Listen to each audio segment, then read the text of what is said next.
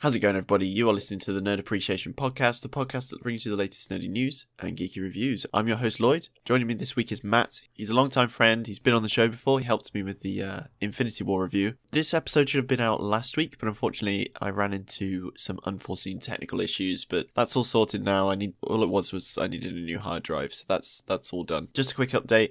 I'm going to start posting show notes on Pinterest. If you're interested in this, check the link in the description. I'll also be sharing them on the Facebook page, so you can find them there. This is just so that people who aren't able to listen to the podcast for whatever reason, they are now able to read a basic rundown of what we've been saying. Unfortunately, it's not going to be an exact rip of everything that's said.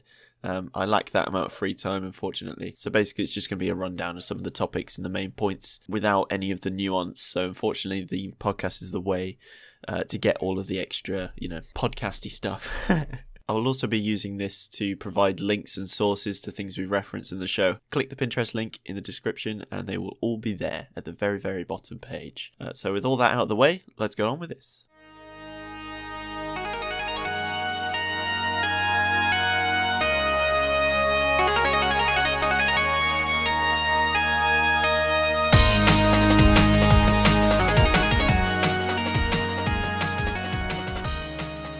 So, would you like to introduce yourself for me?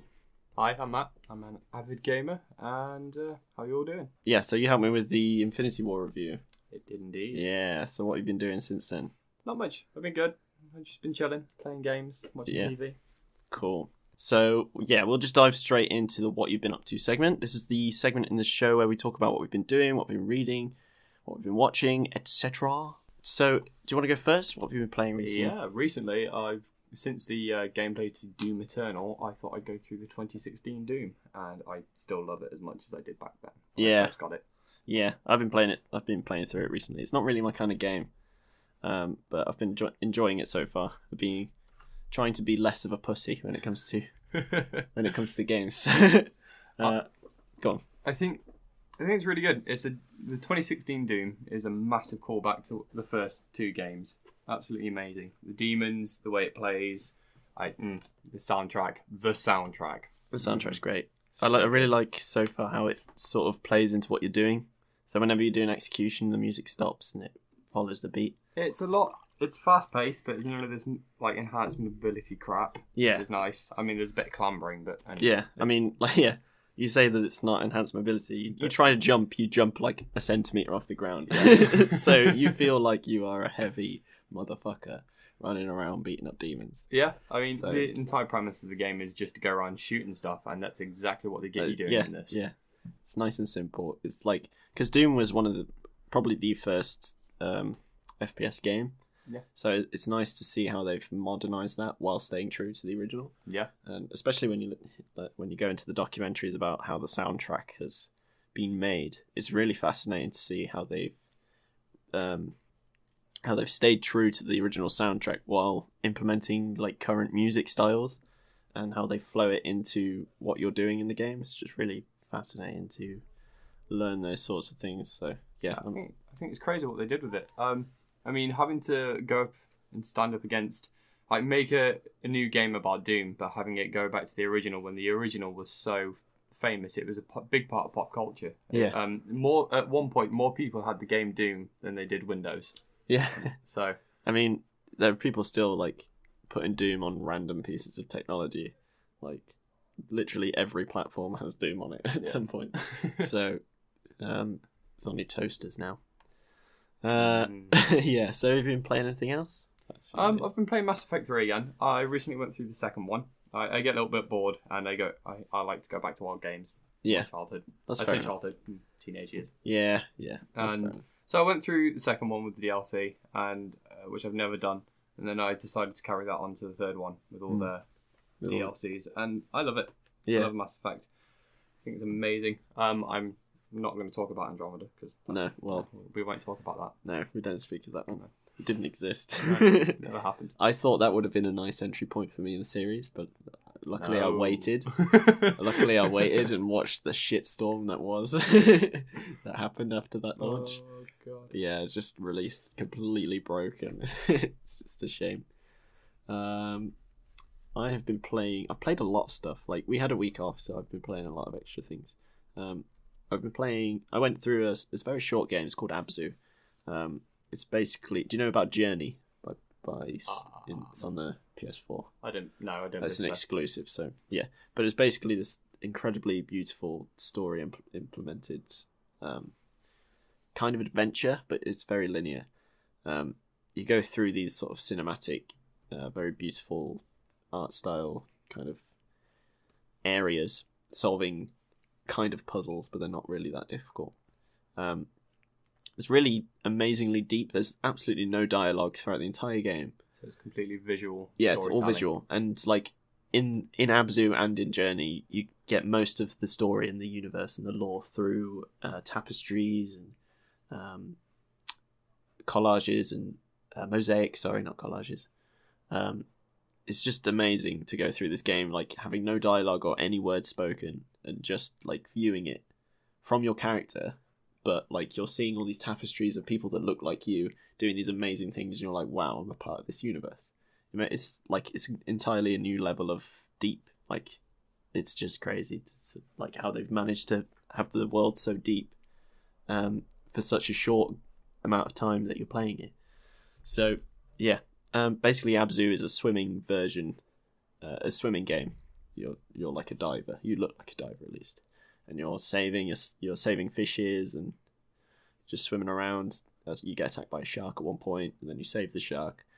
You go through a minefield. There's just these amazing different like aspects to the game. Does it explain as to, like I say, it doesn't explain, I imagine, if it's all real storytelling, but does it give any hints? Well, if you're in a scuba diving suit, yeah, does it give any hints towards as to why he's under the water and everything about his sort of universe and history is also under the water?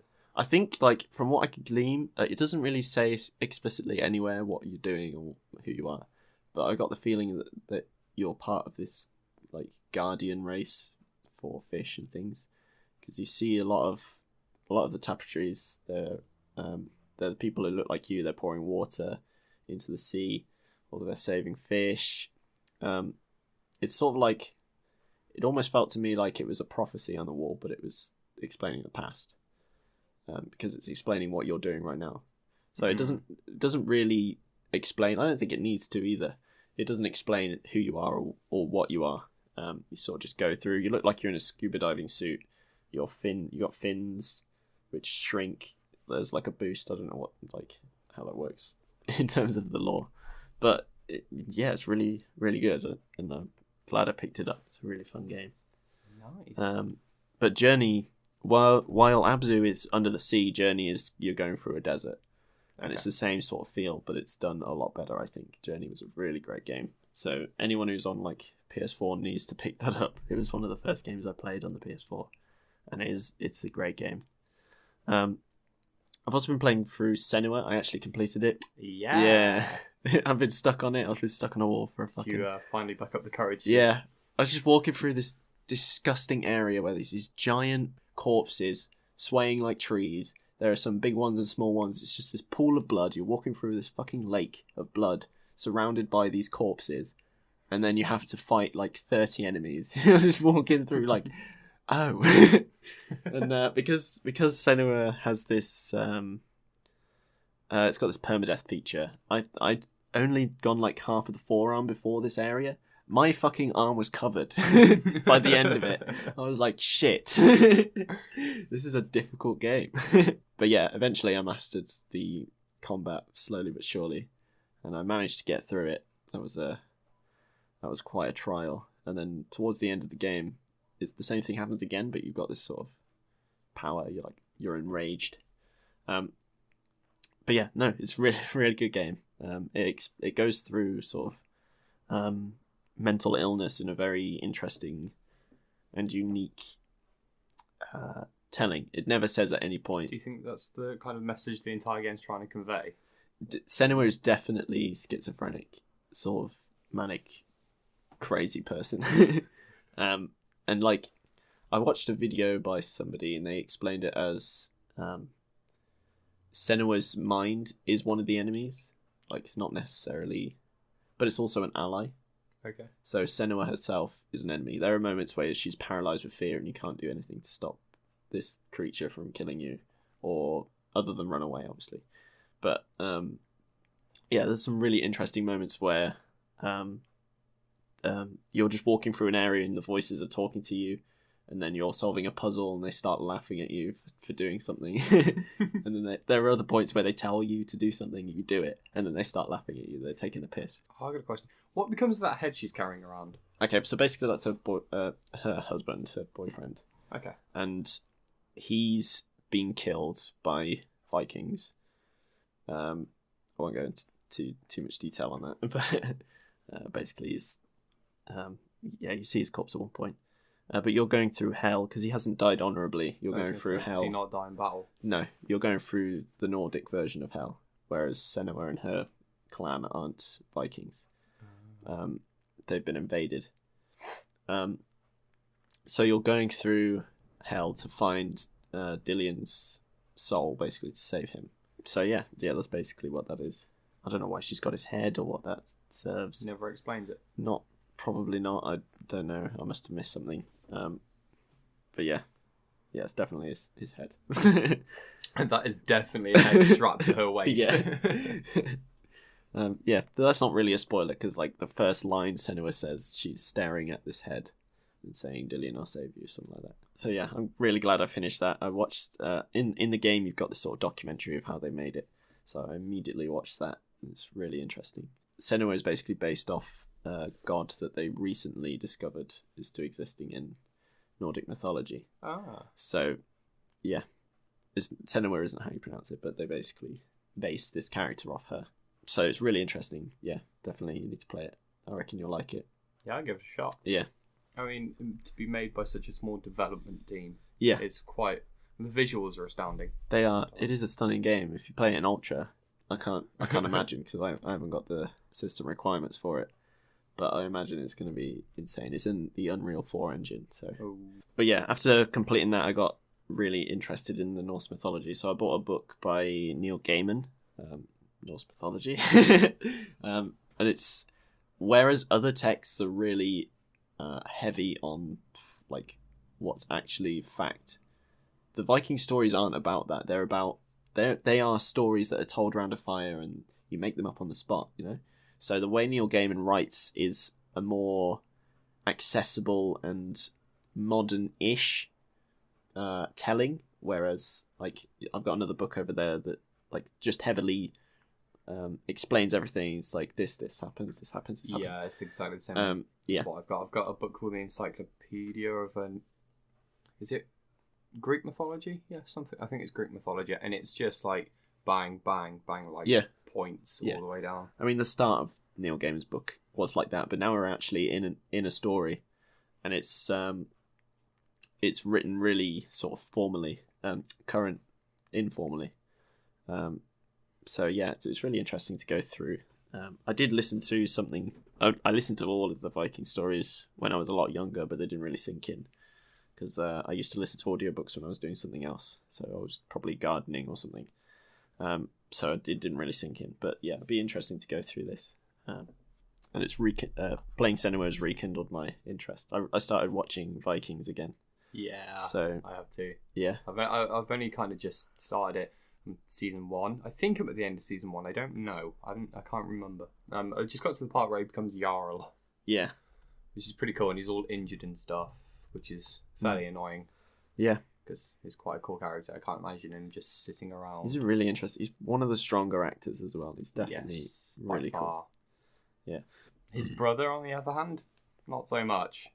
What, Rolo? Yeah.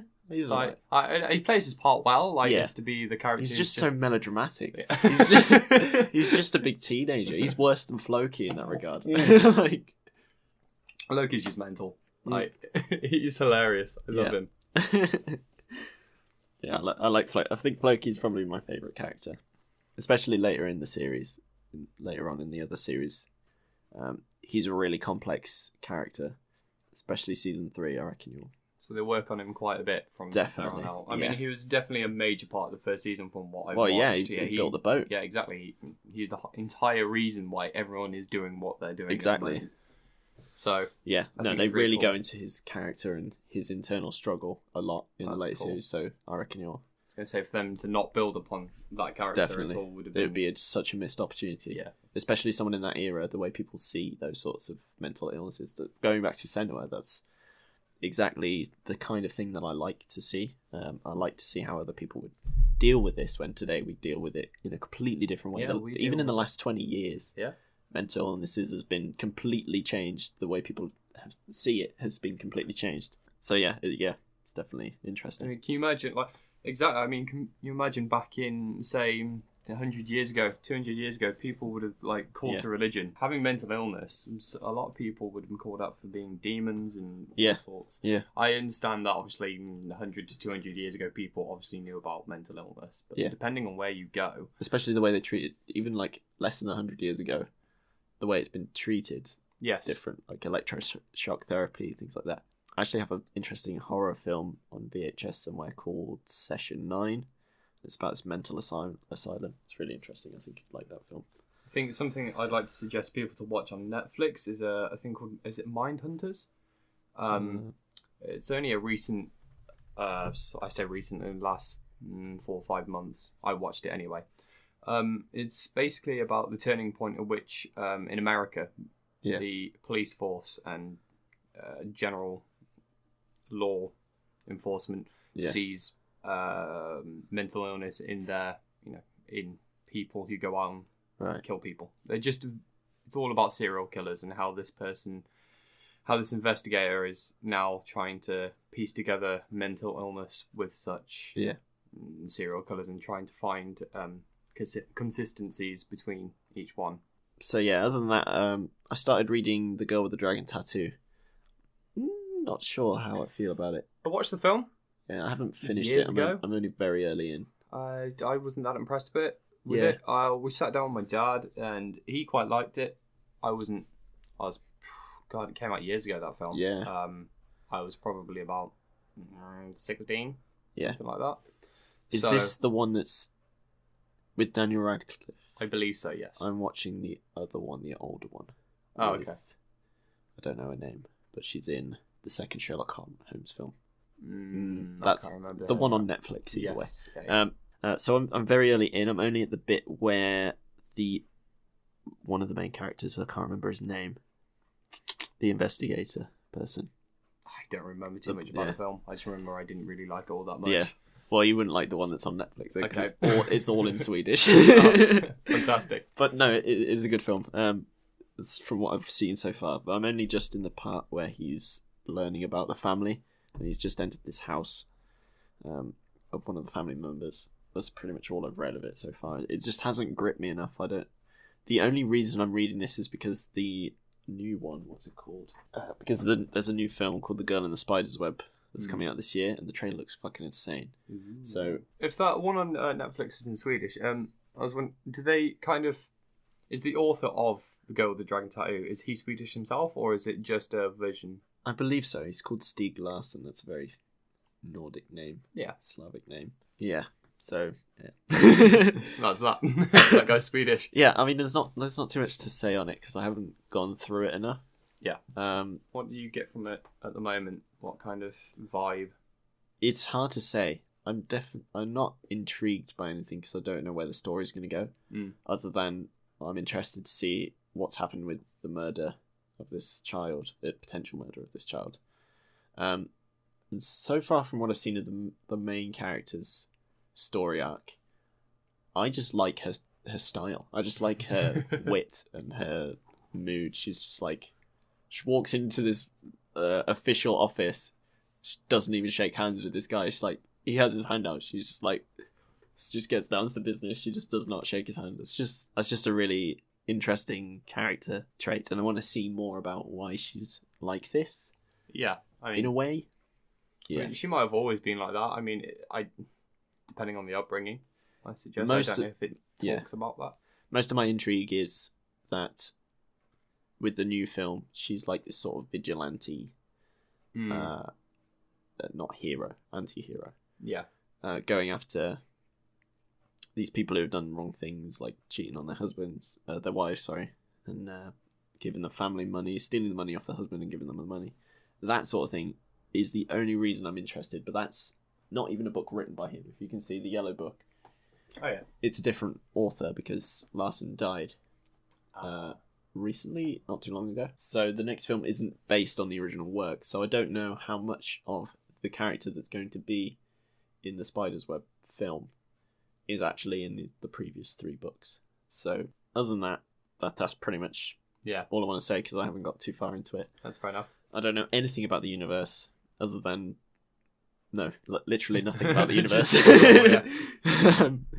But yeah, other than that, I'm slowly getting through Storm of Swords. The books that I have there, it's in 2 parts, so I'm in the second part. Just got to the Purple Wedding. Joffrey's not dead yet. Spoilers. It's been out a while. And it's literally plastered everywhere. All the memes, you see it all over the place. But yeah, so the dynamic between Tyrion and Sansa is a lot different than in the book than the TV series. Well, from what you've told me and what I've seen of some pages of what's been written by Martin, it's just Tyrion is fucked up. yeah. Well, it's just or how he's porn. written. You read porn. Yeah, it's literally it. Tyrion is just a break from the normal politics, just normal stuff, and it's just dwarf porn. There's literally the Tyrion chapters in a nutshell. There's a fair bit of politics in there, and it's interesting because he's actually an intelligent character, and seeing him take people down, it's fucking funny. But then it just almost all of the chapters he's ever written just goes into talking about his penis, prostitutes, and it's just fucked. He's a dirty little dwarf. I love him. Yeah, brilliant. It's just hard to get through. And then there's that, and I'm at the moment where it's gone Sansa, Tyrion, and now we're back to Sansa again.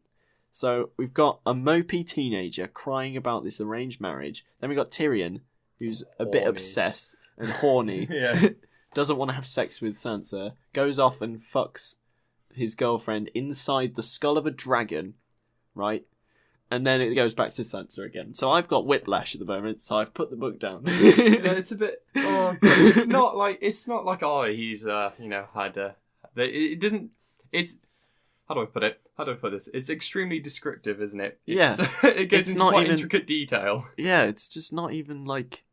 It's just not. It just it's doesn't. Completely unnecessary, isn't it? It's so hard to formulate words for it because it's just so out there. It just doesn't give a shit. It's fascinating to see Martin write because he gets inside the nitty gritty of what make people people. So seeing these thoughts explained in the way he writes the narrator of each individual opinion is from the perspective of the character.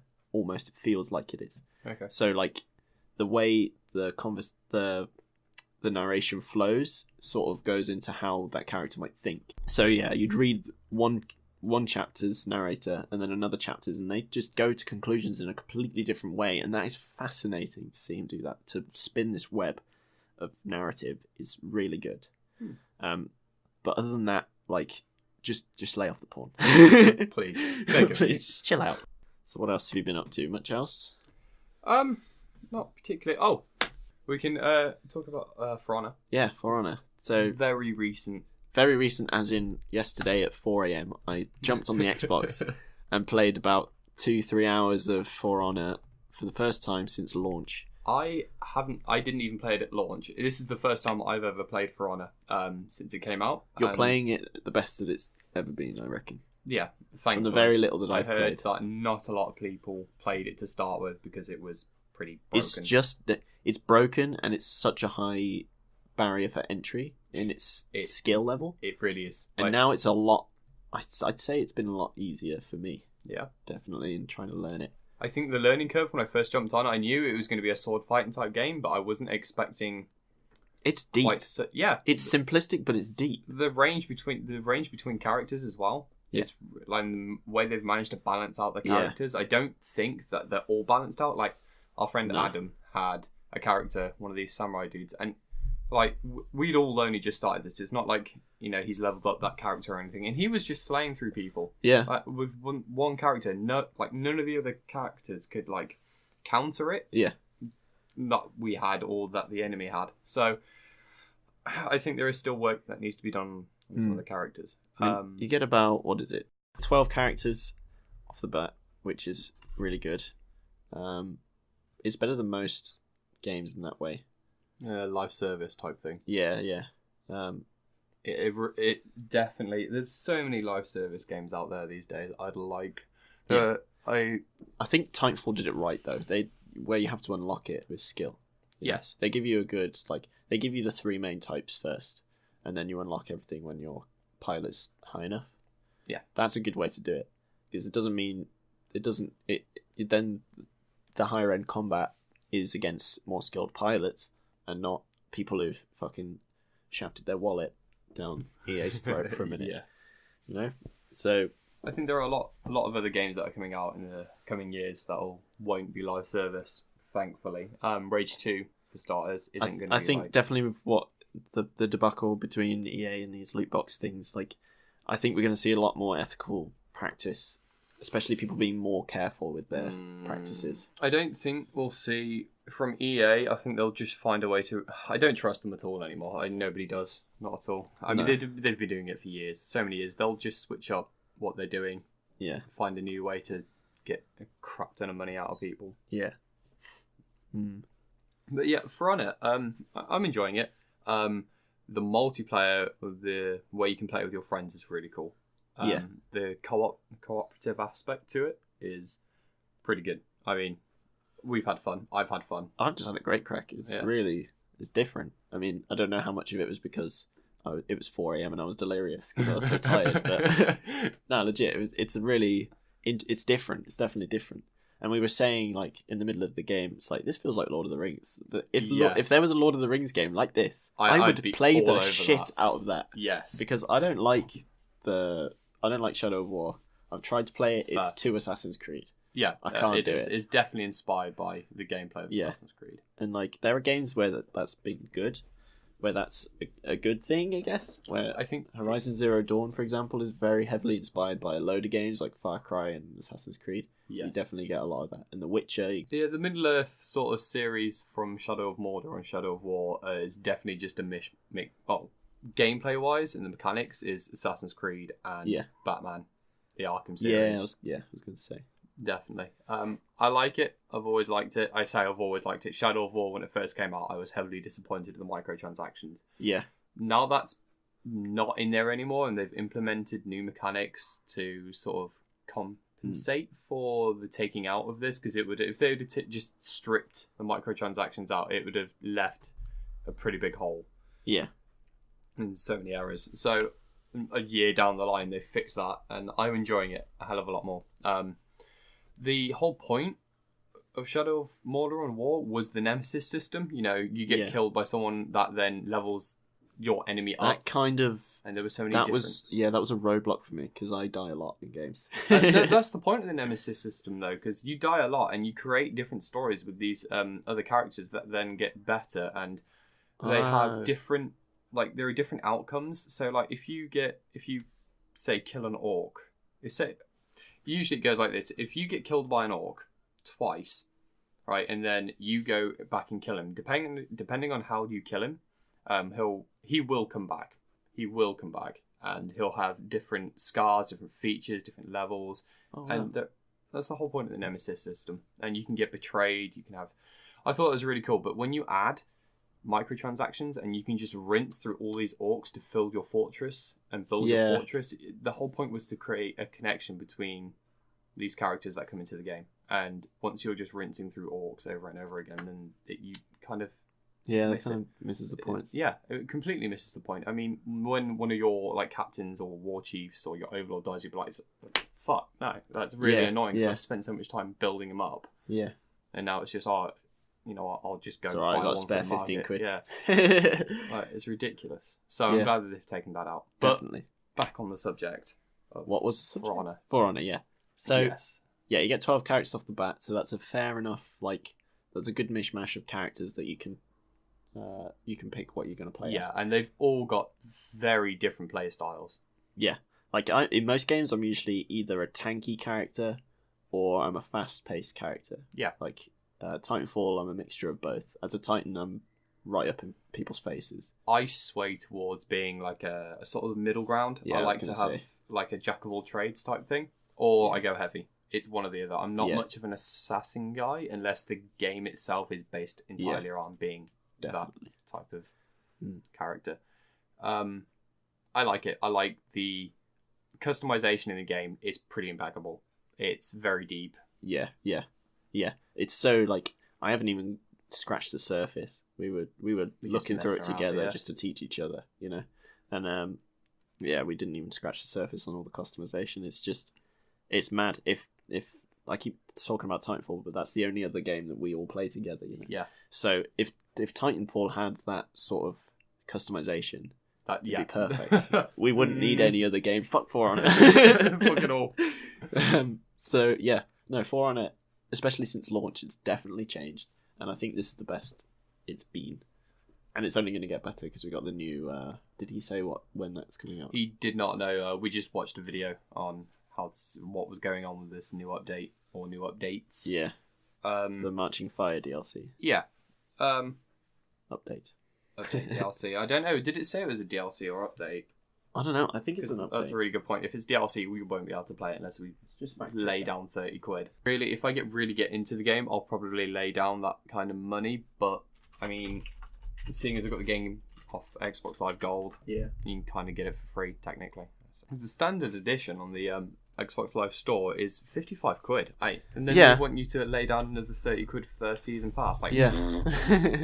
no. They're definitely they've learned from that, and that's why it's on Xbox Live at the moment. Yeah. And when E3 came out, it was free for a week on PC. So they're definitely pushing with this season to try and get more people to buy it. So I'm really glad that it's on Xbox Live for free. Yeah, me Otherwise, too. I wouldn't have. I just wouldn't have gone near it. Yeah, they're trying to get as many people behind the game, and like I've seen my friends list just full of For Honor at the moment. So it's worked, obviously. So I don't know when the Marching Fire comes out. I don't know if it's even been announced, but I'm definitely going to get it because I've spent nothing on the game so far, and I like it enough to justifiably say I'm probably going to spend about 30 quid on that. Yeah, that's fine. It's just for the season pass. I mean, the gameplay aspect, the part where you can play cooperative, you can play just against AIs, you can do PvP. There are a lot of different game types, although not everyone plays the certain game types. There are. Yeah, but every game's got one of those. Exactly. Isn't it? There obviously there's going to be that kind of thing. But the over sort of there's two parts to the game. So you've got the part, I'd say two. There's more like three. There's parts where the main part where you go out, you grind for the XP type thing, where you do domination and you just kind of, I'd say, do sieges. It's more. I haven't delved into that just yet. Yeah, it's the same thing we did for events when we did it. The domination's basically the same thing. And then you've got your sort of 1-to-1 or 2v2, which is instead of having a load of grunts about you and hack and slash, it's definitely more on skill based. It's heavily it's based daunting. on skill. So the ones with the domination, I think that's my favorite game type because you can, if you're not confident in going against a certain enemy, it's a lot that people are more spread out on the map. Whereas what's the PvP one called? Brawl, and I think it's Brawl, and I don't know what the other one is. Yeah. So with those sorts of game types, it's more concentrated amount of players, like actual enemies. So that's more daunting to me. That's why I like attrition. That's why I like dominations, because you've got those grunts as well. So if you're not confident, you've got grunts you can go after, and you've got them. People are more spread out across the map because they're going for objectives. Yeah. So it's a lot easier for first-time players from what I've played so far, for people to start with those sorts of game types. The game itself is pretty punishing if you don't learn. If you don't pay attention, if you don't learn the attributes and traits to your character and learn them pretty fast, you'll get punished for it. Yeah. Definitely, you can't just go in and go like, oh. Yeah, and it from day one, it heavily is not a hack and slash game. You have to take your time with it, just to learn it.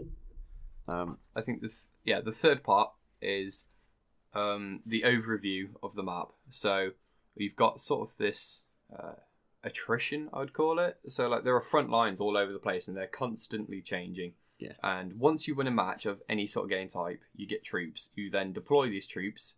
You can put a banner down in a specific sort of front, and any game type you play, whatever, you can keep playing, they'll just send them straight to the banner, but you can place them individually. At the end of the day, I believe it then changes and changes accordingly. So fronts will be changed.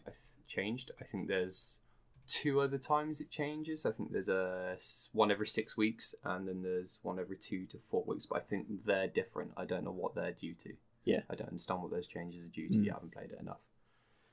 Yeah, I just want to play the base game for now before delving into like buying your characters and recruiting. Sorry, it's called, because I want to earn enough silver where I can play all of them and then choose what I want. Yeah.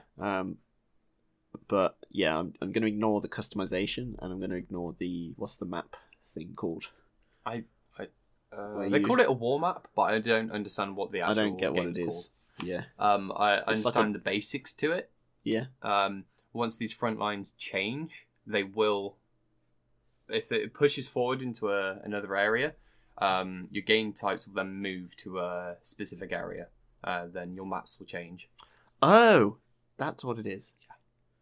That's fascinating. I thought it was pretty cool. That's really cool. So you're not always playing the same maps constantly. Once this changes daily, or for the other ones, you'll then have like domination in a different area with a different set of maps. That's really deep. I thought it was pretty cool. That's fucking awesome.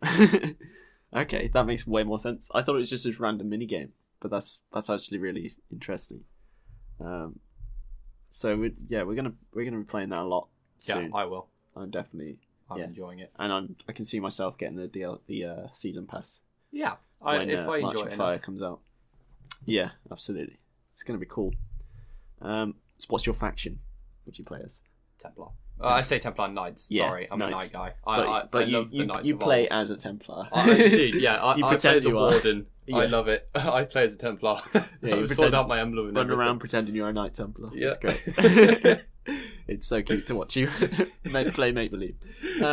Yeah, I go for Vikings. I started playing with the sword and shield guy, the generic guy, and then I found the Berserker, which is definitely more my style because it's a lot faster.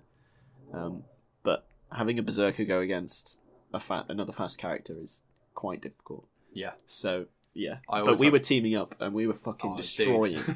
Just rinsing. You and me, we were fucking indomitable. It was great. We were mad. It was great. So I'm definitely looking forward to that. To see what they're doing. Yeah, I'm glad to be on the train again with it. I played a little bit of it at launch, but not enough to warrant a £55 fucking money drop on it. I think it's definitely a game that takes, once you jump on it, every time I've jumped on it, it takes me 1 or 2 matches to get back into the gameplay mechanics of blocking and stuff. Because I struggle with blocking a lot. I'm pretty good at blocking, but when I'm first on, you have to make sure you're in the mood and already in the zone if you're going in from match 1. Otherwise, you're going to go in there. In other games you can go in and just be a bit sloppy, but this. It's the same sort of thing with Monster Hunter. I find you have to really pay attention to what the monster is doing and the tells that it gives, the telegraphing. You really have to pay attention to the moves of the monster. It's the same with For Honor a little bit, but you get more insight onto where they're blocking because you've got the little radial thing. It doesn't have that in Monster Hunter. You've got to remember these movesets. So we'll move on from For Honor. What have you been watching recently? Anything? Not particularly. I was watching some of that Vikings. What have I seen? I haven't really been doing anything film-wise at all, or TV show-wise. No. What about yourself? Well, I've been consuming a lot recently.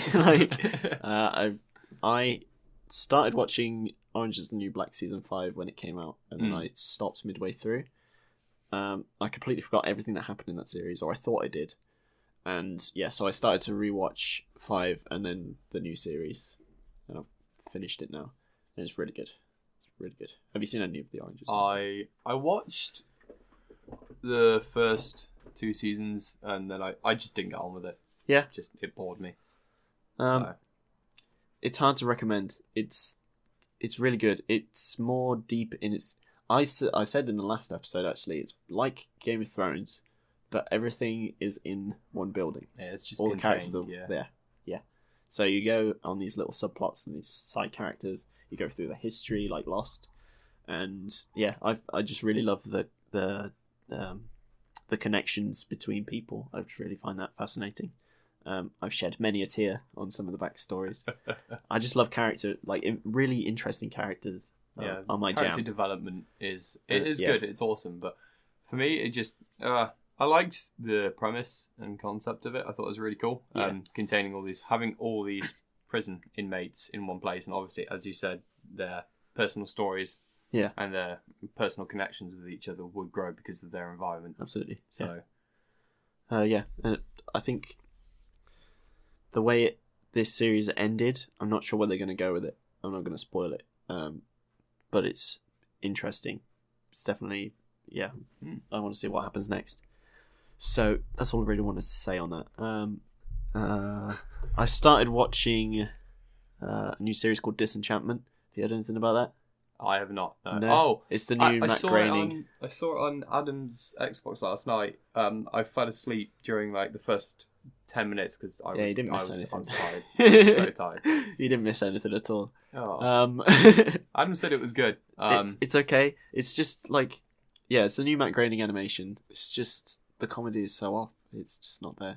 I don't know what I went in expecting. I thought I was gonna go in for this fantasy themed swashbuckling D&D style adventure story. It's not that. I was expecting because it's in a fantasy universe. You'd think it's going to be more interesting than marriage politics. Yeah, boring. Yeah, it's just shit. The comedy is definitely expecting Simpsons. Yeah, sort of thing. The comedy just isn't there. I'm not saying don't watch it. Watch it if you. I think I might give it a go. I watched 2 episodes and I just couldn't be bothered. That's fair enough. Yeah. There's not much I really want to say about that. There's no. It's really interesting concepts, and it could have been so much more. And I'm just really disappointed with it. Basically, is all I want to say about that. Downsizing. Have you seen Downsizing with Matt Damon? Yes. That was a thing. That was a film. it's definitely a thing. That was that. It's just another Matt Damon film. Really, I thought it was going to be this really weird, gritty sci-fi story. No. No. Not at all. It's just basically the story is a man gets short because of financial reasons, and his wife leaves him. That's pretty much all that. His wife leaves him, and the reason everyone wants to go into downsizing is because the world's going to end at some point. Yeah. He ends up going to Norway. Yeah, really cool set. Yeah, it was beautiful. And he ends up going to Norway, so in a micro colony. Yeah. And that they believe the Earth is going to end tomorrow. Yeah. So they go into their little burrow. That's pretty much the end of the film, and it's so open ended. There's this weird fucking romance between this war veteran from Vietnam. Yeah. Who's the funniest character? Legit, she's really cool. She's one of the best characters I've ever seen. But yeah, it's just. Oh god, it was just I don't know. It wasn't bad. The way it's shot and the concepts behind it are great. But I feel like the concept of the film of them all being small didn't actually impact the story. When they were small, you didn't think, oh, this is a room full of small people. No, not at all. It didn't. They should have played on that more. They really should, because it just felt like another film. Halfway through the film, you completely forget that they're all small. So it's just a party film for a good solid act. Yeah. It's just shit. The only time you're really reminded of it is when they go to Norway. When they literally have it in the dialogue. You can't force a concept in that. Mm. You can't force your concepts through dialogue alone. Yeah. And not actually have it feel like... There are parts where he's carrying around a giant fucking rose. That's cool. That's an interesting idea. But it just didn't feel like a micro movie, a micro story. There was this sort of slums area that he ends up visiting. That's a really interesting idea. I like that. Having the people that work and clean the place, the whole city, and do the maintenance for it all. They all have this sort of slummed out area. Yeah. So it was quite. What were they made out of? Oh, I can't remember. What was made out of? The slums. They were made out. It's made out of this trailer. Yeah. And inside it's their light source is one fucking exposed light bulb dangling from the ceiling. Yeah, it reminds me of. Did you watch the newest Judge Dredd? Yes. They go into. Yes, I did. They go into a mega structure, and it's just like a normal flat sort of complex. Right. It's got like shops and all sorts. But it just okay. the interior of it reminded me of that, or like a prison. I suppose that's what it's trying to give off anyway. Yeah. It reminded. I haven't seen Judge Dredd in a while. I don't think I paid attention. I think very vaguely remember. I think it's strict. What I liked about it, and not a lot of people liked it. I liked it just because it gave us Judge Dredd as Judge Dredd, not like in the other Sylvester Stallone films. It was him. It was Sylvester Stallone. That's a very good point. Judge Stallone. Yeah, it was him like kind of turning against it all and then rising up against them because they're like not true or whatever. But in this one, it's just him being Dredd, being a judge, just going out, killing people. I remember feeling at the time like there's a lot of modern day adaptations of classic films going on at the moment because we had Total Recall around that time as well, didn't we? And now recently we've had Blade Runner 2049. A lot of people like it. I liked it. I was expecting better. Yeah, I was, but it's not a bad film. I've heard a lot of mixed reviews, but they were pretty bad reviews for the original when it came out. I know the originals. You like it because you sort of feel like you have to. Yeah, there is definitely that. Like the original Star Wars. You feel like I should probably do this, otherwise I'm going to get lynched, and they'll drive me out and make me live. I know. Empire Strikes Back is that's a phenomenal film. Yeah, beautiful. Yeah, A New Hope. Meh. Return of the Jedi. But at least they're not as bad as the sequels. They've stopped that now, haven't they? That's a thing. They just don't exist. Yeah, they won't continue with the trilogy anymore. They've pulled the director out. He's not directing any more of the. They're not doing a 9. Straight up, not doing it because of the fall of Solo. Right. Director for the next film has been fired. And Disney's kind of just put it on the back burner at the moment. Okay. Yeah, because Solo didn't make a load of money, and everyone went, "Yeah, we're not going to go see this because you guys are assholes and you're making shit films." Wow. Okay. Yeah. Great. Yeah. So we're not getting a 9th film. I'm not disappointed. I probably wasn't going to see it anyway. After the last 2. I'm disappointed that they're not good films. I think if they would have continued with the same attitude towards the last few films. Except Rogue. Rogue's great. Force Awakens Rogue. Is passable, but it's bare bones. It is a New Hope story. Yeah, it's basically the same thing. Yeah, it's heavily derivative. Yeah, which isn't like that was kind of the point though. It was the point, but the thing is, like, if you're going to make an entirely new trilogy, you can have something derivative and you can have elements of nostalgia in there. Just don't make exactly the same bloody story. I know, like. Oh, we've got the Death Star 2.0. Okay, what are you going to do? Blow it up? Yep. No. Okay. Cheers. Yeah. Thanks. That was fun. You can have some really dramatic scene where you kill off one of the best characters in the entire film, like entire universe. Yeah, we'll have that. Yeah. I'm like, oh. Yeah, they even had a cantina scene and desert planet. That's good. It's just bare bones. Yeah. Oh yes, that means the Obi-Wan Kenobi film isn't happening with you. Which is fine with me. Really? Oh, yeah. I was quite hopeful about that. I mean, in the prequels, I think he was one of the stronger points. Yeah, definitely. So yeah, I guess it's a shame, but after Solo and the Last Jedi, I refuse to watch Solo. Yeah, I absolutely refuse to watch it. I didn't bother. I've heard people. I've watched a few videos, and most people, like, I don't want to base my opinion based off other people's videos and what other people say. I should probably see the film before I make my own decision. But from what trailers and what small snippets I have seen, it looks like a film, like that could be the same film without Han Solo. Like they could have called Han Solo something else, and you'd have been like, that's fine. Yeah. It doesn't. There's nothing about the film that makes Han Solo in it. Yeah. Okay. Yeah, I don't know why. Even from day one, I saw the concept and I was like, don't. After you just killed him, I don't really think that's okay. I'm like, we don't need to know his backstory because he's great in the original trilogy. Do you know how do you know how he gets the name Han Solo? What's that? They say it in Han Solo, the film. I'm going to spoil this for everyone because I'm going to make sure you don't buy and spend money on this film. Yeah. The reveal to Han Solo's name is when he goes to get recruited by the Empire. He says, "What's your name, soldier?" or whatever. He says, "Han." He's like, "Han what?" I don't really have anything. I was like, "Okay, all right." Han Solo writes it down. That's it. Just writes down Han Solo. Oh, Like, that's if you're a bit gonna, disappointing. you could have just left it, dude. You didn't need to know how Han Solo got his name, or even if the fact that that wasn't his real name. Yeah. Like, we didn't need to know that. There's a lot of things. The film just fills in crap we didn't need to know or want to know or care about. Whereas, like, the difference with Rogue is, like, there was a massive plot hole from the original film, and it filled that in. Yeah, straight up. Yeah. It was it's awesome. Like, oh, no. Yeah, no. This Massive hole was intentional. backstory. Yeah. Like, that's awesome. That's great. That's, like... And, while it also tied into how gritty this universe is in a different way, because we, like... in most stories, you feel like the main characters are unstoppable.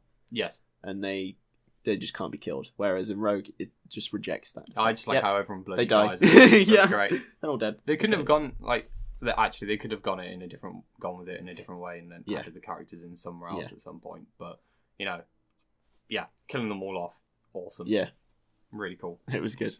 It's really different. So other than that, I watched the best movie of the year. Oh God! All right, ready? lay it on me. Mamma Mia 2. Oh, Legit, go on then. like Go on then. seriously, it's a great film. It's a proper fun time. It isn't like you don't have to watch it, but like I went there to have fun. I didn't go there for a story. I didn't go there for like. I went there for ABBA. I went, yeah, I kind of like ABBA. Mate, I didn't give a fuck. I love ABBA. Yeah, ABBA are great. But I just don't like Mamma Mia. I can't. Most of it is because I have a massive crush on the main character, Lily James, the one who plays the younger version of Meryl Streep. But yeah, I found that she's British, which is went up another peg on how much I like her. But yeah, there's a lot of fun shit in this film. It's really funny. I found myself laughing quite a lot. It was sort of like a quote-unquote ladies' night, and I was invited too. So I was an honorary lady for the day. That's cool. I hope you I went dressed with my the mum. part. Yeah. No, I didn't. Oh, I mean, I recently shaved my hair off, so I don't look like a woman either. Whoa, dude. You didn't notice. It's been a while. Yeah, we had Cher in there. She's 72 years old. Like, Jesus. She had like Fair play. quote unquote dancing scenes. It just wasn't. No, she was just swaying back and forth while being supported by a strong person. Yeah, the audience cheered at the end, so it obviously resonated. But my mum throughout at one point in the film, she said, "Why are they all ABBA songs?" What? The film is literally called Mamma It's called Mia. Mamma Mia. Oh, this is the sequel, Mum. The first film has been out for 9 years. That's awesome. What? That's great. It took her a while to understand that the flashbacks were the younger versions of the main characters, which was a bit disappointing.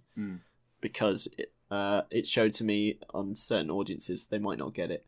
Because I definitely felt from the first scene that they didn't handle the flashbacks very well. There was no like time, so many years before, earlier, you know.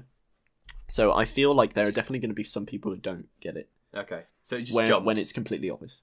But and like the way Lily James acts and becomes Meryl Streep's character is actually really, it from what I can see, it looks true to the character. So Lily James is really talented. There were some problems like their eye colours weren't the same and whatever, but that's irrelevant because this is a fucking karaoke movie. Yeah. So yeah, it's a great time. Go watch it. If you like ABBA at all, you said they all cheered at the end. That's not something I've ever been a part of in the theatre in Britain. I understand that. I was talking to a friend. Well, I'm going to go with a friend who's a manager I used to work with. He goes to India quite a lot, and Indian theatre, like if they watch like an action film or something, the entirety of the film, they're just going at it. They're like, Arnold Schwarzenegger like mows down a load of people, like, going mental. They're all sweating by the end of it. It's all just like, so it's like I can't remember, but I think there was a cheer when I watched The Greatest Showman. I thought there was some sort of audience participation, but they did a sing-along version of the screening. Oh, okay. So if they did that for Mamma Mia, I could see why that would happen. But I don't think I've ever been in a cinema that's had like a cheer from the crowd. There are definitely films that we both seen where the tension from all the other people in the room was felt. Yes. When we watched A Quiet Place. Yeah. Everybody felt like they were part of that film when they were in that film. Yeah, it draws you in. Yeah. A Quiet Place. Brilliant film. From before even the film starts. Yeah. When it's the where it normally talks about having to turn your phones off. Yeah. They rewrote that script specifically for that film, and that's so unique. I've never seen that in any other film. Imagine if Deadpool did that. I said this in episode 1. Imagine if Deadpool walks onto the screen and said, "Put your phone away, or I'll shove it up your ass," something like that. It'd be great. But yeah, that's basically. If you like ABBA at all, you'll probably enjoy it. If you like musicals, I hate musicals, but I enjoy it myself. I wasn't a fan of The Greatest Showman either. Yeah. But yeah, that's it for the What You've Been Up To segment, unless you've got anything else you want to say. No. I've moved my room around, my office. I've got a new desk, and it's looking nice in here. I'm going to start upgrading my PC soon. Got to save up for that, but that's about it. Yeah. So we're just going to get to the news. So in the news recently, this is like the past 3 weeks, because we missed a week last week. So, yes.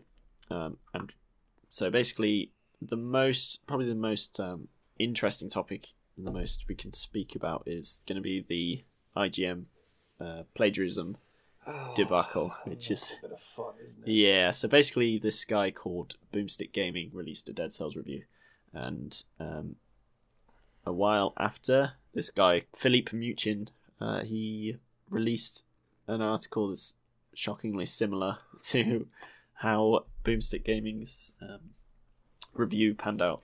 Shockingly similar, being word for word. Yeah, pretty much word for word. It's a little bit changed, but it's one of those. I made a meme the other week where it's can I copy your homework, but make enough differences so it doesn't look like you copied me. Yeah, and it's basically one of those things. In this case, he just hasn't made enough differences. He just hasn't made enough effort. It's like, this feels to me like one of those last minute.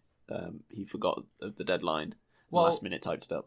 You could go with that, but then it's not the first time he's done it either. No, and it doesn't justify it at all. Yeah.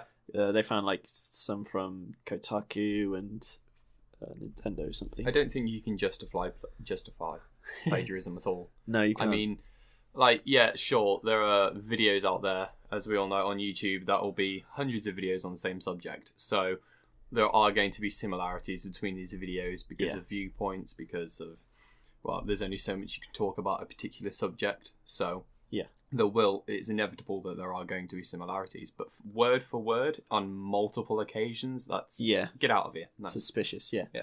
Suspicious. And Philippe Muchin then released a video where he didn't even apologize. He didn't even own up to it. He was like, alleged.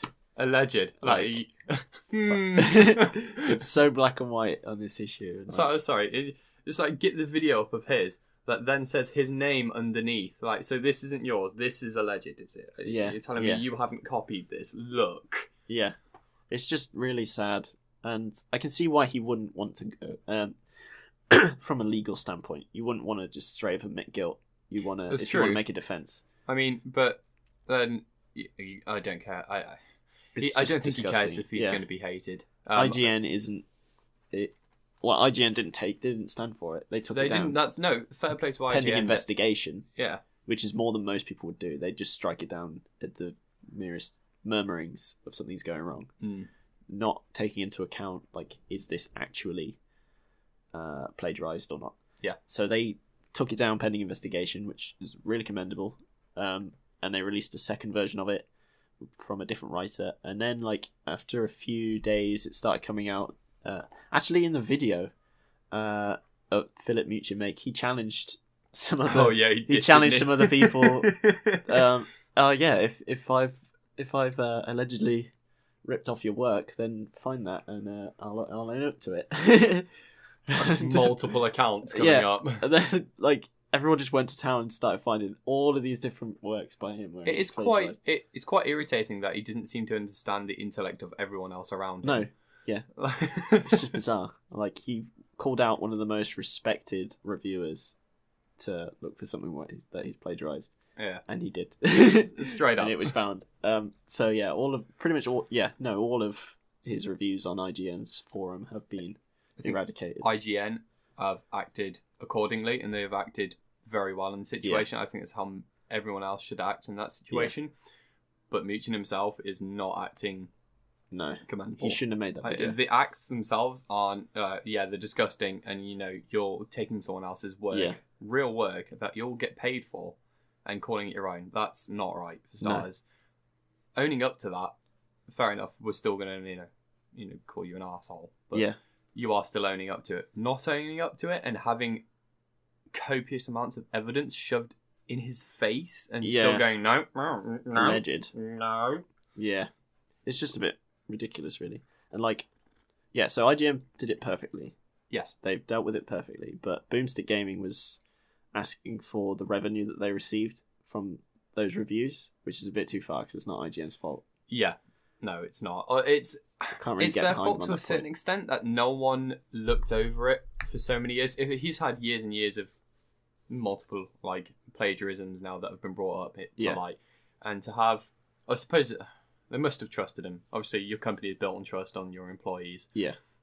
And he's been there for quite a while. I think with IGN, it's sort of like a freelance situation. Right, okay. But that's just my assumption. To have no one fact check it or advertise it at all is a bit. I mean, I get that Boomstick isn't particularly big. From this, he's received loads of subscribers, especially me. But other places like Kotaku, that's a highly revered reviewing agency. It is. So it's just, I don't know how this has slipped under the rug this far, and thank God that they've done it in the way that they did. Also begs the question on how many other cases, and not just in Muchin, but how many other cases there are about this that have just been swept and not looked over. Yeah. And looked over. That's what I meant. Mm. So, I think it's a bit of an oversight on their part. Because they got 10 million subscribers. Why wouldn't they quality check their shit? Exactly. I mean, they're classed as on YouTube influencers. They're one of the big ones. Influencers, But they're not... They're seen as like a journalism company. They're not just a YouTube channel that Boomstick Gaming is. Mm. Or what that I would say is.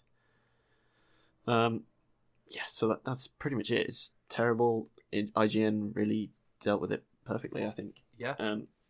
Maybe more will come with it. Maybe we'll find out some other people have been plagiarizing. We'll see what happens with that. We will keep an eye on that. So we were going to move on.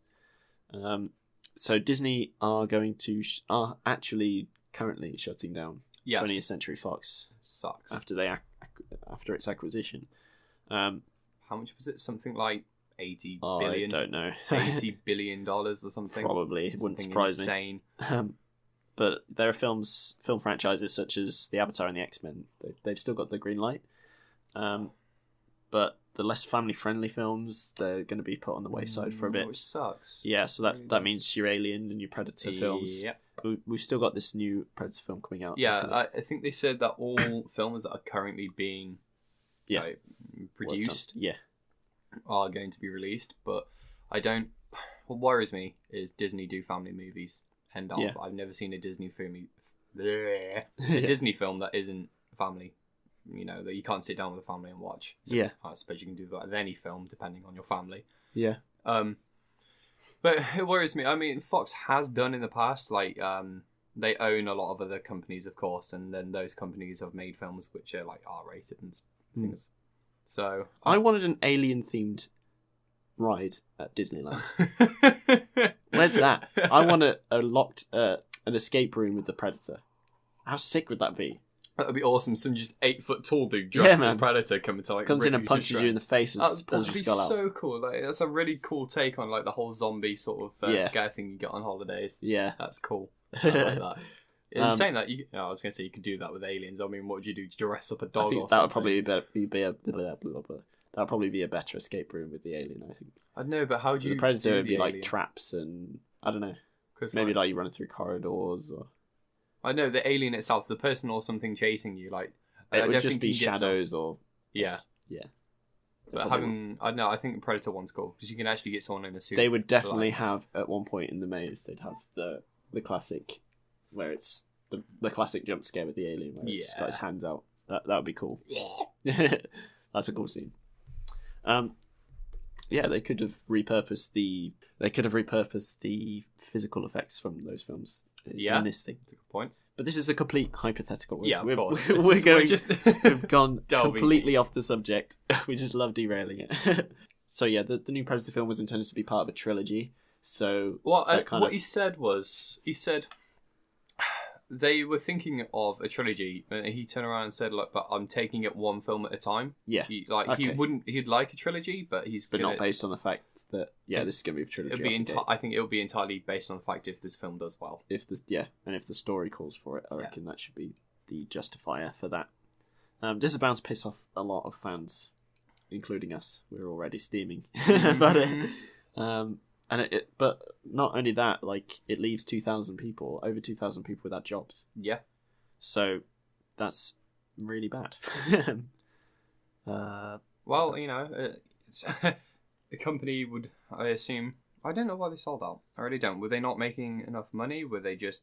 Evidently not. I mean, you'd think with successes like Deadpool that they'd... And people always see the X-Men films. Yeah. They'd want that adult market. Yeah, because there's not much about it. Like Deadpool, like recently like Logan, Deadpool, there's only been a really recent. This is a revelation, and like it's awesome. They have a massive cult fan base following, and we love those sorts of films because we've grown up with these characters, and now we're seeing them in adult movies. Yeah, being really gritty, really like awesome stuff. Logan is, whether you hate it or not, I don't get it. I think it's awesome. It is a great film. Just an ace film, just because. Like, I can't imagine that film being anything less than 15. No. If they would have made it, I think it would have still been a good film if it was like a 12 or something, but it wouldn't have had as much of an impact. No. If they'd made it like downplayed like the violence, because Logan generally in the comics is a ruthless type of character. Yeah. And you think my point was, like, you'd think that Disney would learn from those, since they're owned by Marvel. Like, and they own Marvel as well, they would see how much those films are making and they'd learn from that, So apparently the animation, as well as Fox Searchlight and Fox 2000, they're probably gonna survive this acquisition. Basically Fox Searchlight is a sister company. They usually deal with like US distribution of British movies, horror movies, sort of indie movies, those sorts of things. Drama comedies and like foreign films from all over, basically. So they import them into the US and screen them there, but they also provide money for production as well. So it's a really interesting idea. I can see why they keep something like that. Yeah, as well as the animation division, because you've got obviously your family-friendly films are mostly animated anyway. I'm not sure what Fox 2000 does. I think they're basically just another production subsidy. But while we're sort of on the subject of Predator, we've got another article here. There's a character played by Edward James Olmos, and his character has completely been cut from the film, from the new Predator film. That's hilarious. Like, every single scene of him in it. Apparently he's fine with it because he's still getting paid. But it takes out the runtime by about 30 to 45 minutes. Is that off the film that was going to be like released? What was going to be has been cut down by 45 minutes. It's like cut to like an hour and a half or something, or I don't know. Jesus, I don't know how long the film would have been. Probably about 2-3 hours. But so he's gone, because production around the film has been pretty rough anyway. It really has, hasn't it? Yeah. Like even like through most of it, they've always they keep changing what they want to do with it. Yeah, it's crazy. They've set themselves a story and then they keep this. I think it's also due to some of the fans that have been saying, because the script has been changed and altered because the script itself was released. It got leaked a long time ago. Yeah. So like last year, maybe the year before. Yeah. And people have been going crazy about it. Arnold Schwarzenegger was meant to be in this film, right? Really? He looked at the script and turned it down. Oh, come on. Come on. He thought it was ridiculous. So they've changed it so much and it's evolved, but I don't like the child aspect too much. What do you mean? Well, the child in it is meant to be, like, obviously the one that you fear for most. Right. I assume that's what his draw is meant to be. He's an autistic character, isn't he? Yeah. And, like, his dad, in the script, his dad, like, is getting chased down by these people because he has some predator attack. And he's being chased down. And he actually posts it to his son, right, in the script. He posts it to his son. His son gets a hold of it And then somehow, because due to, I don't know, the kid's extremely smart in one particular area, I think is linguistics. Right. He's able to decipher the alien language and just start messing around with it. You're like, all right then, sure, okay. And apparently, I don't know if this is still in the script, but it was in the script. But the kid was meant to be the one to kill the alpha predator mutated thing by like driving his ship into him or something like that. Oh, I can't have that. Like, no. Okay. Yeah. So yeah, basically they've had a lot of reshoots and delays, and obviously, like, no, you told me that the script has been reworked a lot. That other trailer that they released, though, the one where it actually showed a bit more... The newer one or the newer one? Yeah. I don't... The one where you actually get to see them killing people. Yeah. I liked it. Yeah. I liked it. That's fair enough. Yeah, so hopefully from this character cut, the narrative doesn't suffer. Obviously, it's not going to that much if they just completely eradicated everything about this character. Yeah, well, if they've managed to cut him from the film completely, then obviously... he mustn't have been something that was too... Which is fine. If you're not going to have... story. There's a rule in film where if there's no point to it, don't film it. Don't have it in your film. You know? But The Predator is set to release on September 14th. And we both need to see it. Yeah, we do. We do. So moving on. This ties back into IGN, sort of. Henry Cavill did an interview with IGN, and he said he's interested in playing Geralt. Ooh. Ooh. Ooh. Yes. So Henry Cavill has basically been playing through the games and reading through the books recently. And he said he likes the character. I don't know how I feel about Henry Cavill in the role. I'd like anyone at this point. Yeah, that's what I was saying. Like, like I don't care. Like, from what I'm gonna like, the point of Geralt isn't to be this sexy hunk that he is in The Witcher 3. Yeah. He's this old, grizzled, pissed off.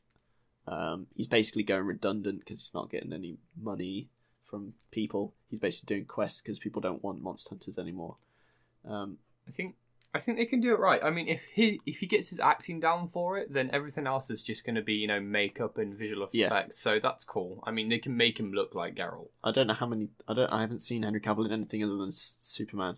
But I don't know he was how in Immortals. He's been Superman, Immortals. Crap. There was another film that I've got. He's in the recent Mission Impossible film. Oh, I haven't seen that. No, me neither. So I don't know how he's going to play like an unemotive sock. Yeah. Because Geralt doesn't have. Well, he has emotions, but he doesn't. Yeah. Superman's doesn't emote a lot. Superman's a very emotional character. Yeah. The character he played in Immortals, yeah, very emotional. Yeah. He seems quite ruthless from the trailers I've seen in the newest. Sort of thing, but he's meant to be the big bad, isn't he? Right. So okay. So yeah, I think I'd rather Hans Mikkelsen, the guy who plays Hannibal. Yes, I've said this, and I was talking to my mate, and he completely disagrees. Because it's the Witcher stories are rooted in Slavic and Germanic folklore and history, so we need someone from that background. Hans Mikkelsen is from Norway or Denmark, somewhere around there. I probably got that completely wrong. So we need someone with that sort of with an accent would be great.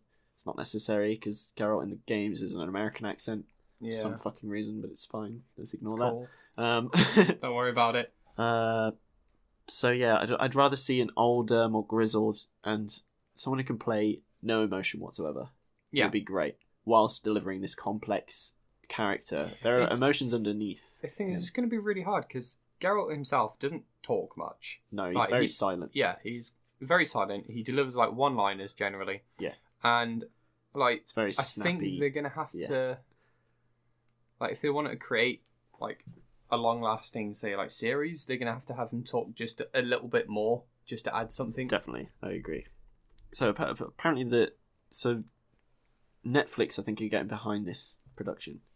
So the reason I'm talking about it is like I don't necessarily want Henry Cavill to be in that role. I'm just, as you said, I'm just so desperate for anyone to be as Geralt at this point. Please. That this is enough to get people talking about actually finally fucking making this thing.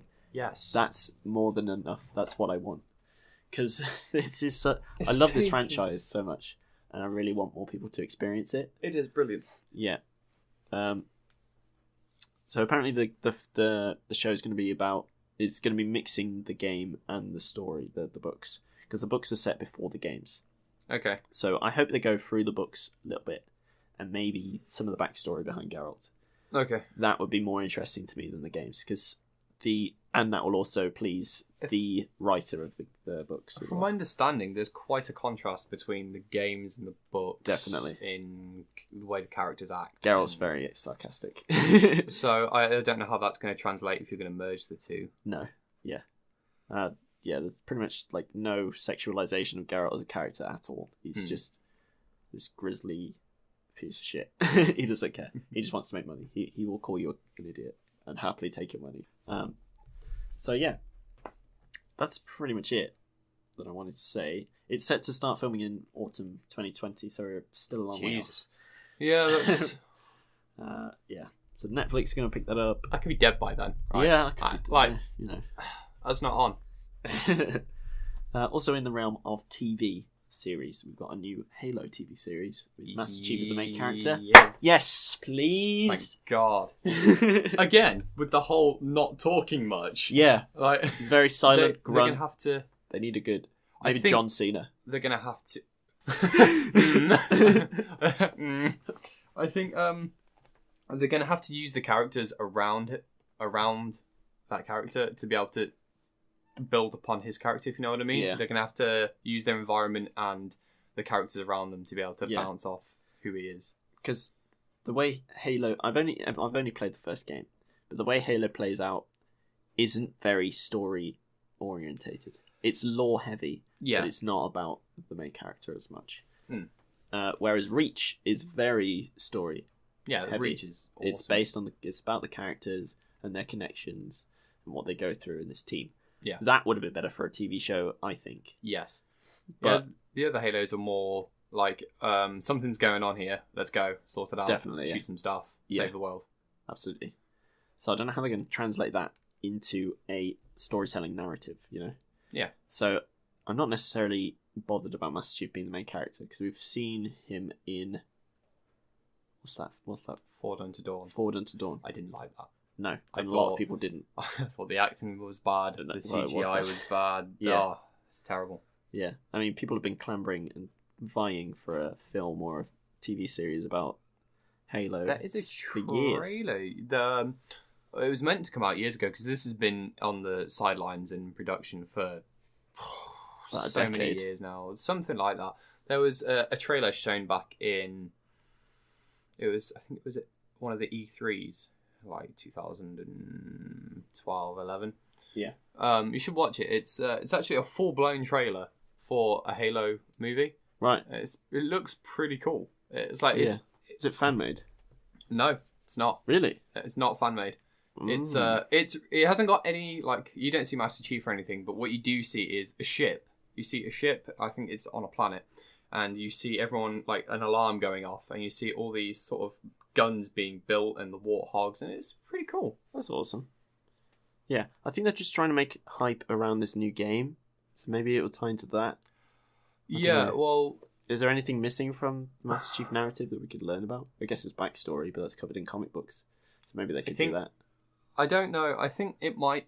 What my thoughts are that this will release, and I think it's meant to be set during the Human Covenant War.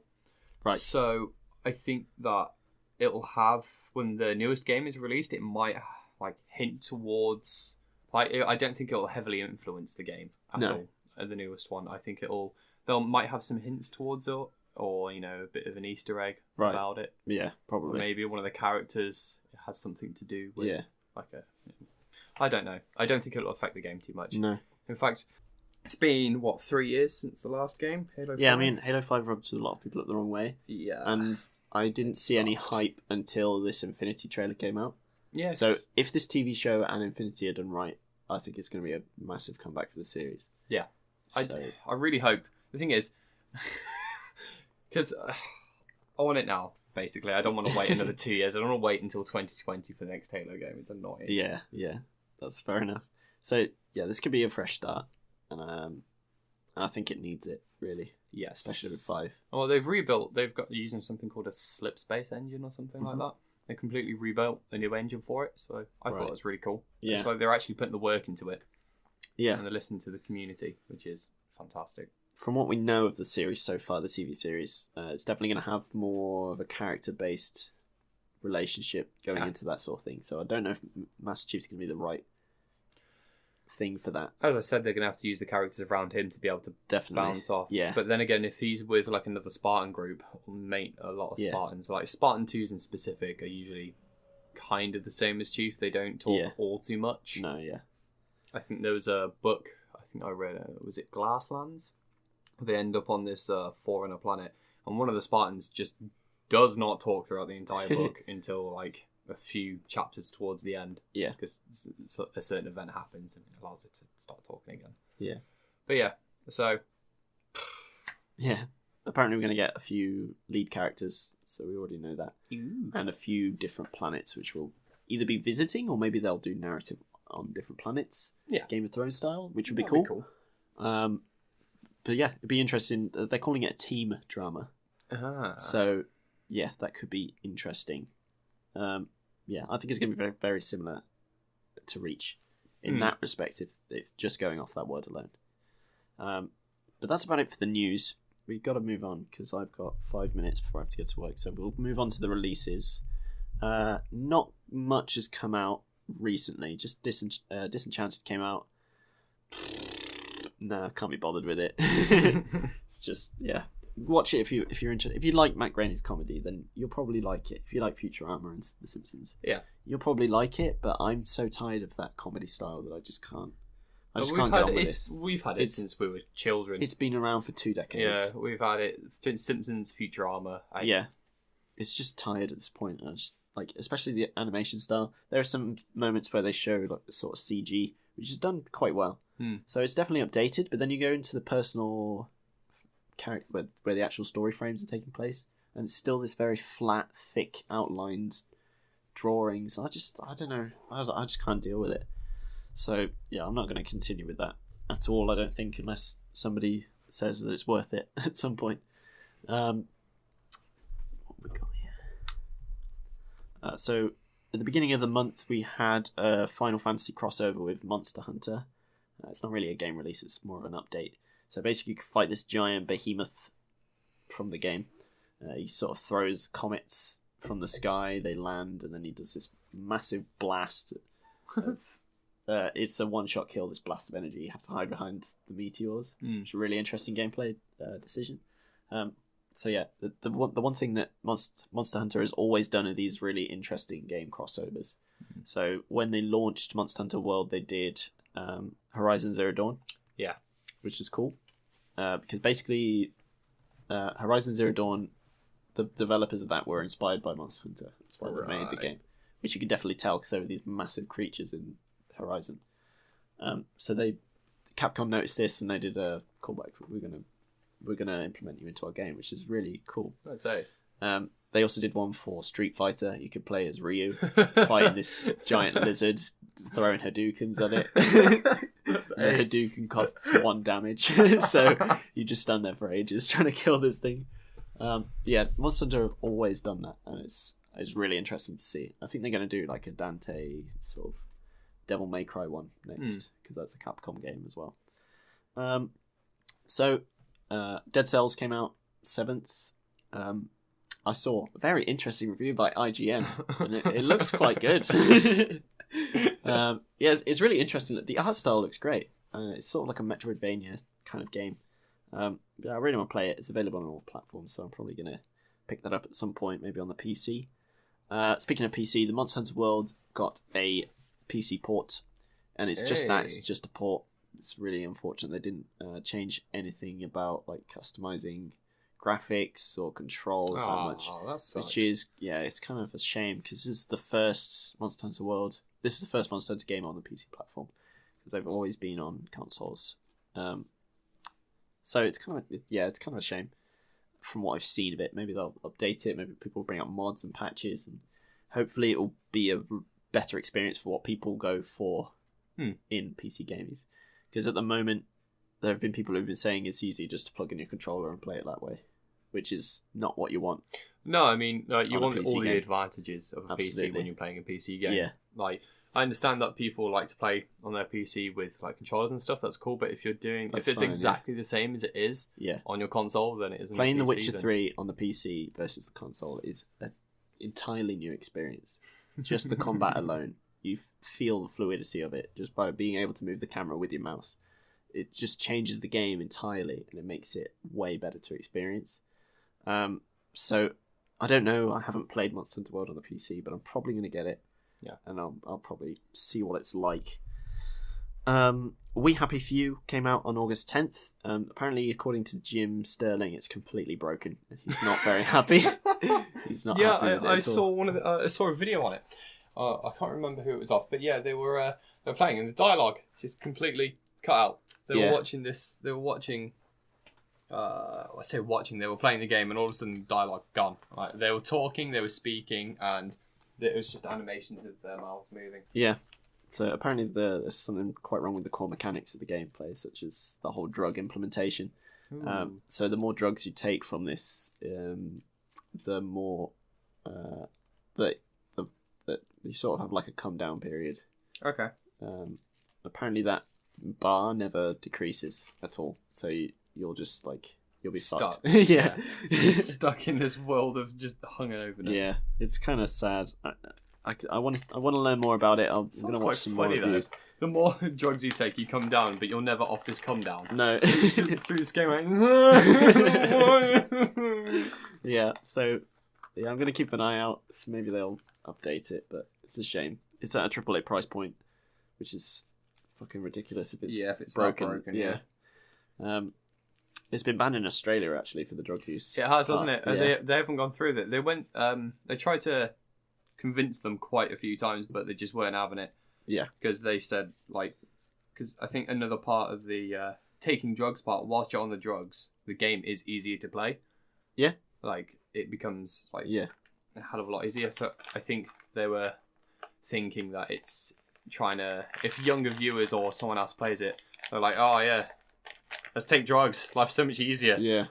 I mean, the whole point of the story apparently is after World War II, everybody just wanted to forget all the atrocities that happened. Yeah. So they made this drug, and and then it became law to take this drug. They had the Great Depression, didn't they? Yeah. So as a narrative standpoint, that's a very interesting way to deal with it. So next up, we got Walking Dead, the final season of what's the studio called? You know?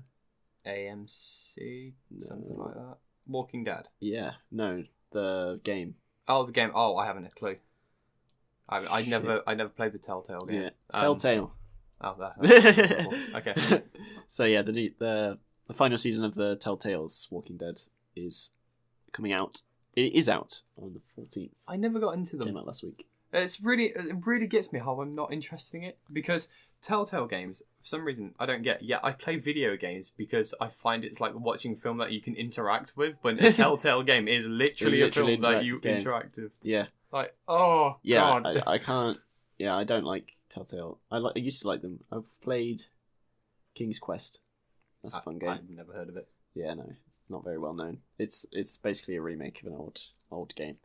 But yeah, I don't jive with it very much because the controls are you feel so slow and trapped in this sort of slow character, you know. So I like more freedom of movement. I don't like interactive cutscenes at all, really. And it just feels like a couple of hour long cutscene. QTEs? Yeah, quick time events. Yeah, apparently in the new Spider-Man, there's a lot of those. Yeah, which I don't know how I feel about. But to be fair, it was guaranteed they were going to have them in there. Like I was going to say they were going to be there, but it just depends on how heavily they're implemented. Definitely. There are some games like going back to Senua. There are quick time events in that, but it doesn't come up with any prompt at all. Oh. So you have to really be paying attention. Most of the prompts actually are one of the voices in your head. So someone says, "Oh, behind you," and then you have to dodge roll, which is really interesting way. But that's going back a few topics. And Monster Hunter Generations Ultimate. This isn't World. This is the game before that. Okay. They're releasing a new update of that on the Switch, and you'll be able to transfer your normal Generations data. That's the game on the 3DS. That's cool. To the Switch. That is very cool. Which is very good. So I might get. I want to get a Switch anyway, but this is definitely a reason for me to get The it. Switch, I think, is an amazing piece of tech. I haven't got one, but they are being able to port a lot of things onto there. Like Doom 2016, you can play on the Switch. I understand that the textures and the frame rates aren't going to be exactly the same, but still. Yeah, still mad. But yeah, that's pretty much it for the release list. So we'll move on to trailers. Going to games, and still on the topic of Doom, we've got the new Doom Eternal game. Yeah, they released the trailer at Gamescom. Oh, it was just awesome. It looks like Doom 2016, but they've built upon it. It doesn't look like an entirely new experience, which is good. Which is fine for me. Yeah, it's great. It looks like it's a game made for fans. Definite fan service going on. They're implementing a lot of things from Doom 2. New such as similar random enemies, same enemies, bringing back old enemies. They said that it was going to be like twice the amount of enemies as there are in 2016's Doom. Yeah. I don't know whether they're going to go with story with it, but they said they're trying to create like a Doom universe. So yeah, which is one of the more interesting parts of that. The way I'm going to say the story kind of goes when you play like Doom 2016, the story. There is obviously a bit of story there, kind of keeps you hooked. But the main parts of like the environments and lore and stuff is built into these like secrets that you can find. Yeah, like you'll find tablets, you'll find all sorts that will give you sort of suggestions and hints as to what went on before you got there, or what's going on in the universe around you. Yeah, there are in Doom 2016 there are specific tablets when you go to Hell at one point. I think it's the first time you go there. Might be the second time. I think it's the first time. Yeah. And this like demon voice will come over and tell you a story of Doom Guy. They tell you a story of Doom Guy. Of how they called him Slayer in this conference. Doom Slayer, yes. The Slayer. He is Doom Slayer. I didn't like that. I like Doom Guy. I wanted to keep that title. Doom Slayer is cool. Yeah, because it explains how you end up in the sarcophagus thing. Sarcophagus tomb thing. Yeah. So basically, it goes on the lines of as Doom Guy is from a place called Argent Dinner. So the theory goes, Argent Dinner before like the Hell and Demons and stuff got there. That is just a bit of paper. Before they got there, they had these wraiths. They were called. So Argent Dinner had these wraiths, and they were like elemental beings. Right. These elemental beings kind of needed protecting for some reason, even though they're elemental beings that can provide such power. So they had these kind of like a knights kind of thing. They had like a circle of knights. Now these knights, I can't remember what they were called. I can't remember for the life of me what they were called. That's all right, don't we? Anyway, the wraiths imbued these Templars with power to protect them from the hell, from like hell knights and demons and crap, because they were invading the world at the time, I believe. And the Doom Guy's son dies in a battle, so the demons kind of find a way to get to him, and they talk to him and say, "Look, we'll bring back your son if you sell out these wraiths." And he's like, "Yeah, sure, I'll have my son back." And they move on. So they move on with the transaction, but it kind of doesn't go to plan. They end up getting to the wraiths, and obviously they take the wraiths because they wanted the power of the wraiths for their own realm. And they kind of bring back his son, but his son becomes they bring back his son in like demon form. Right. And he's called the Icon of Sin. And he's in the game in Doom 2016. Really? He's on a part when you walk through, like, it's literally just like a giant skull. He's not the one. He's not the giant Titan skull that you jump through. He's not that one. He's just kind of like hung up on a wall across a bridge. Right. And it's called the Icon of Sin. And that's his son. And he just goes on a blood rage because they kind of wipe out his entire planet. He sold them out. And apparently for eons and eons and eons, he's just slaying through demons constantly, all the time. And they end up... He finds another demon and makes him make this armor. So the reason it kind of calls upon why you can punch, like execute enemies and get health from it is because this armor gives him more power the more he kills. Right, okay. So he forces a demon to make him this armor. Okay. I thought it was pretty cool. And they end up like dropping like some sort of temple on him and capturing him and putting him in the sarcophagus. Yeah. And that's literally why you're there. I thought it was pretty cool. That's awesome. It's it's a far more intricate than I put it. Yeah. Yeah, that's the general basis of it. Right, okay. He gets like speed and power from some sort of angel being thing at some point. But yeah. Yeah. In this trailer, we also got like some new weapons, the grapple gun. So, and they've added a new system called I don't know enemy degradation or something like that. Demon destruction or something like that. Yeah, it's basically they changed the sprites of the demons as you kill them. They show damage and stuff, which is cool. I like this. Yeah, I like being able to visually see that I'm doing damage, not that they're sponging a load of my just firepower. Yeah, that's an issue with most games. I think we're going to move on because I'm over time by 10 minutes. Okay. So other than that, this is the final one. We've got Wreck-It Ralph Breaks the Internet. Got a third trailer. It looks great. Have you seen any of it at all? I haven't. I've seen the first film, but I haven't seen any of the trailers for this. Right. It's basically the first film is like in retro consoles and primarily on that. Yeah. Whereas they go through the internet. They get connected to the internet. It's a new game. This is going to be pretty funny. Yeah. Most of the trailers seems to be dedicated to Disney princesses for some fucking unknown reason. But there's this funny scene where they've got, have you seen Brave? Yeah. Yeah, they've got the Scottish character, the main character. She starts having this fucking Scottish rant, and everyone's like, I don't know what she's saying. It's just got a laugh out of me at least. So yeah, I'm definitely gonna watch it. It looks interesting. Like the first film was really deep in its how this world works, and the world building is really clever. So I think it's going to be just as interesting, if not more, with the sequel. So on that note, we will end it there because I'm late for work. Yeah. So thank you very much for joining me, Matt. It's okay, anytime. No I problem. loved it. We'll get you back in the future because you are good on mic. Thank you. Nerd Appreciation and the Nerd Appreciation podcast was created by Lloyd Repton. Our logos were designed by @BoxOfRicks on Instagram, and music for the show was created by Liquid Salvation on SoundCloud. If you want to be a part of our community, you can join our Nerd Appreciation Facebook group, like and follow the Nerd Appreciation podcast on Facebook and Twitter for updates on the podcast, and follow us on Instagram for extra content such as behind the scenes footage and further updates. Don't forget to subscribe to us on Apple Podcasts, Stitcher, or wherever you get your podcasts. And if you have a few minutes, please tell us what you think of the podcast by leaving a review on iTunes or Stitcher, and I'll read them out on the show. So that's it for this week, guys. Thank you very much for listening. We will be back next week on our regular schedule. I'm still going to go for the bi-weekly format. I just thought I'd bring one out this week because I missed a week. So next week I'm going to bring out a clip as well as a podcast episode, so look forward to that, and we will see you then. Bye!